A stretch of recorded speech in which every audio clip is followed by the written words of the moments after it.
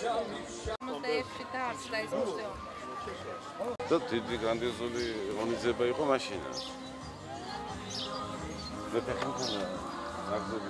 1885 წელს ჩამოვიდა იონა მენარგიასთან ილია ჭავჭავაძე, როდესაც ჩამოვიდა სამეგრელოში ჩამოვედი და საქართველოს ნახე. მაგრამ პასუხი არ იცი? აბა რასაკვირველია მითხრა.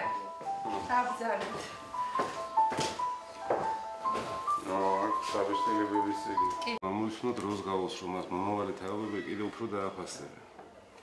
ქართულ პლუტარქეს ეძახდა იონა მენარგიას ილია ჭავჭავაძე.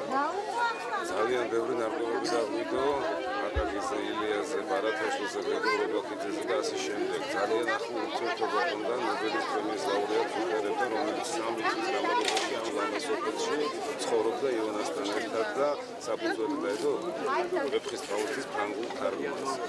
ამბობენ, რომ დრო ყველაზე დიდი კრიტიკოსია და იონა მენარგიამ გაუძლო დროს და უფრო დააფასებენ და დააფასებენ მომავალი თაობები. ამიტომ ზეობო ყოველ 6 ივნის იონაობას სოფელ ცაიში.